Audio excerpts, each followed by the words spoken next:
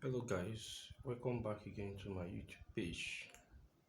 And wherever you are, good morning, good afternoon, or good evening. Um, Today we are going to be looking at the part two of our piano lessons for beginners. Okay, part two. In the part one, I I showed you guys a little bit about the name of the white keys and the finger exercise. A little finger exercise. So today I'm going to continue by starting with the names of the black keys and more exercises. Remember the exercise I showed you was in the key of C.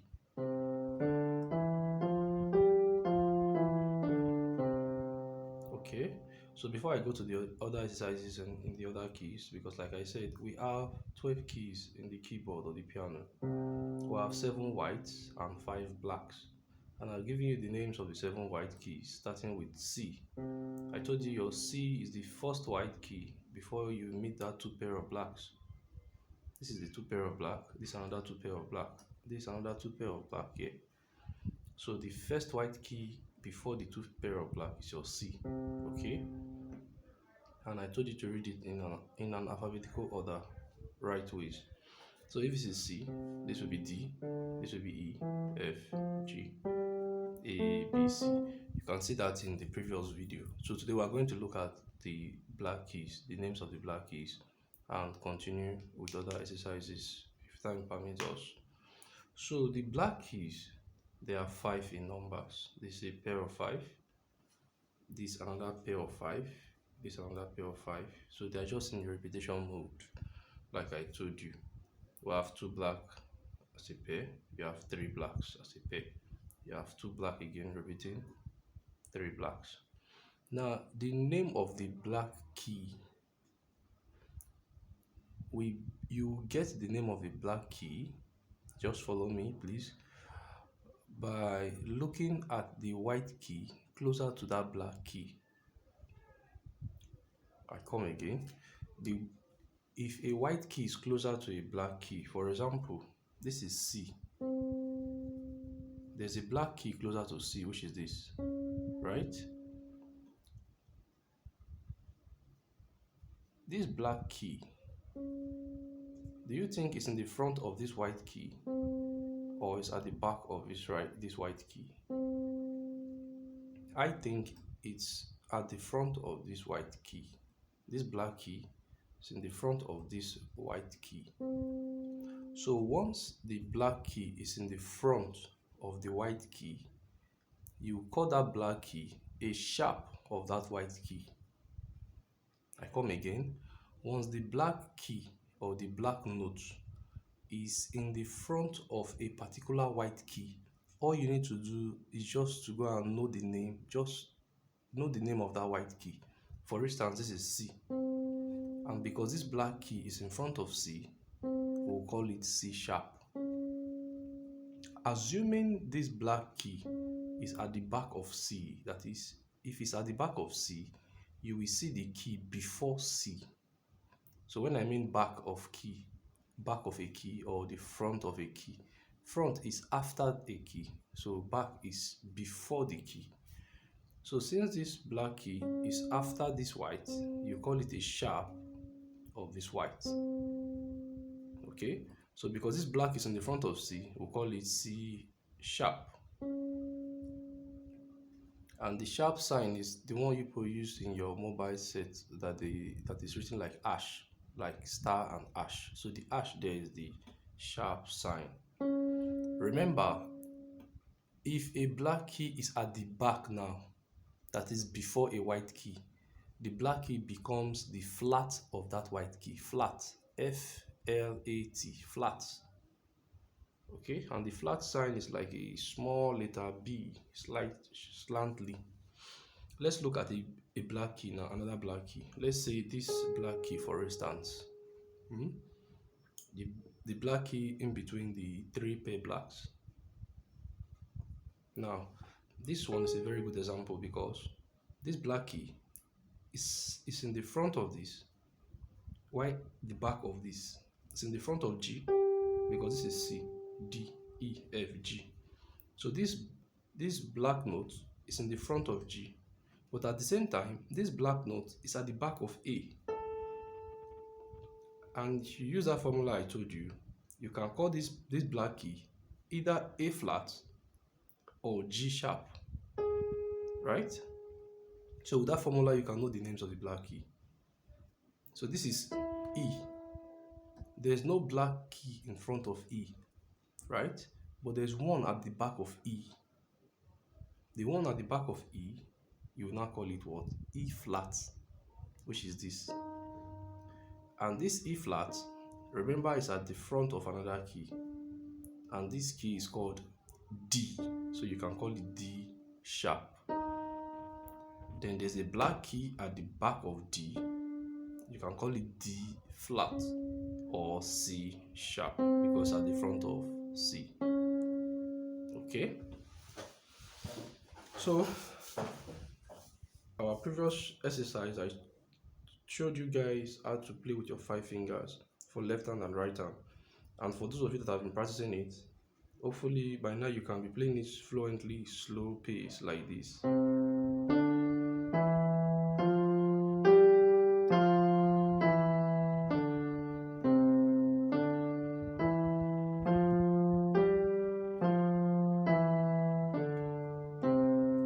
Now this is on C. You can go to C sharp as well.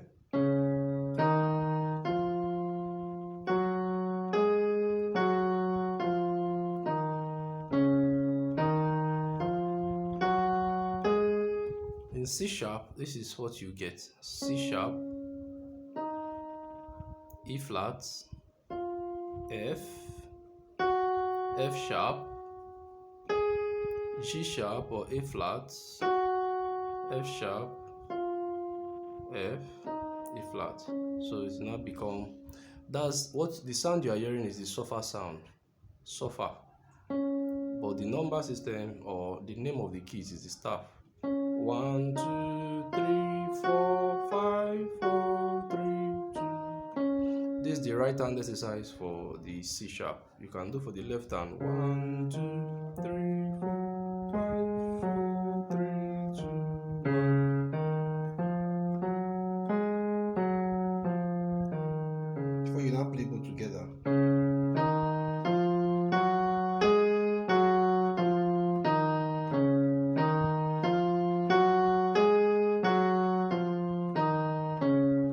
I want you to do, master your C. Be very fluent with it. Once you are very, very good with it, I think in my next practice now, we'll now start going to chord exercise. This is note exercise. In my next practice, we'll go to chord exercise, something like this.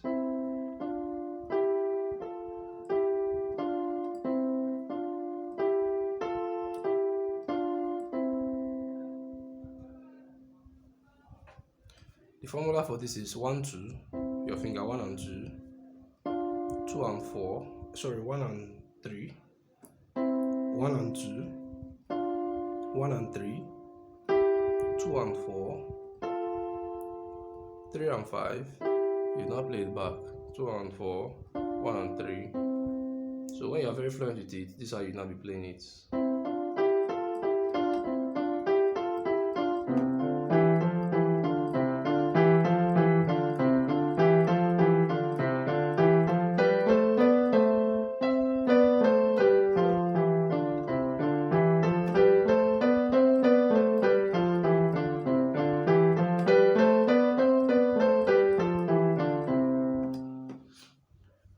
Maybe I'm too fast. The formula for your do, re, mi, fa, sol, la, ti, do. Do, re, mi, fa, sol, la, ti, do. This one. It's, I told you something about tone. Tune, tune, semitone, tune, tune, tune, semitone. That's the formula to get your do, re, mi, fa, sol, la, ti, do.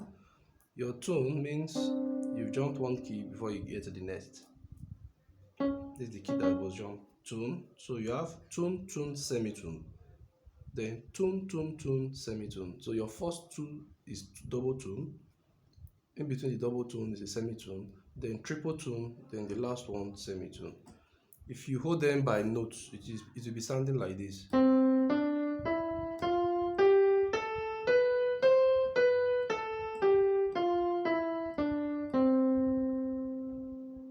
But finish your. I don't want. I never wanted to show you this. I wanted you to finish the first exercise. This. I want your hands to be very fluent with this first.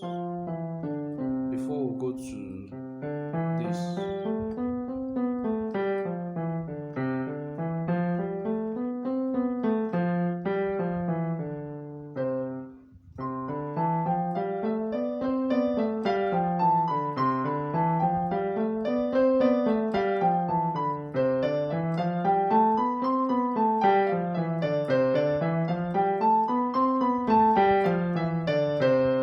You should start this slowly then, and the finger positioning should be do re mi is your 1 2 3 in your right hand. Then your fa is your number 1 again. You have to turn the 1 like this, or you can just jump. Do re mi fa. You see it? Then you release the other fingers. That is. Let me go slowly.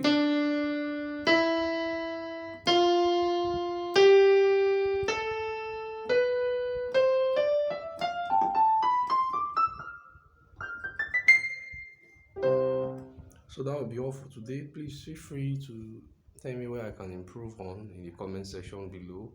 And for those of you who are maybe above beginner players, you are an intermediate players, you can also tell me 1 or 2 gospel songs that we can work on together, or some passing chords that you may want to learn, 7th chords, just basic stuff, and how you can improve on your playing, and how you can also be disciplined in your playing, because most pianists you see nowadays, especially these are gospel pianists, they are not that disciplined. They play, if they are playing songs, they always want to play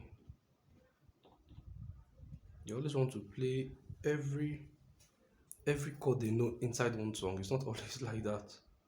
Okay, especially when there's a soloist, you should learn how to. I'm trying to deviate now from our normal beginners class, so please forgive me, but I've given you exercises, so just be practicing them while we go to others later in our next videos. But this one is for our intermediate players. I'm trying to think of a simple songs that you can just play very simple with your normal 5th chords or triads, or maybe 7s, without making noise about it. Okay, because some of you do get discouraged, maybe you beginners or intermediate players, when you see some professional pianists playing so many chords, especially those that are not disciplined. You'll not be discouraged, like, how am I going to do this? No, you don't have to play with those many chords, and your song can sound, or your play can sound smooth, fine, and lovely. Let's take a song. I'm in C major first of all. Like, I think I did a song, Amazing Grace. Some people can still play the same Amazing Grace like this. Amazing Grace, how sweet the sound that saved a wretch like me. So I some can also play like this. Amazing Grace, how sweet. You see, I'm not just moving, and if you tell me which one I'll choose the second version I just played now. Unless maybe the song is in repetition, and you just feel like change. But whether you are changing or not, it should not give you the room to be overstriking your chords or just playing all at once, especially when you know there's a soloist, like I used to say, because these keyboards that you are seeing, this instrument you are seeing, are what are the same. They are the same thing that the soloist is reproducing. So uh, let's say let's say you want to sing this song. Oh, how I love Jesus. Oh, how I love Jesus. Oh, how I love Jesus. Because he first loved me. I think this is a simpler way of playing it, especially when you are playing with strings. Let me add strings.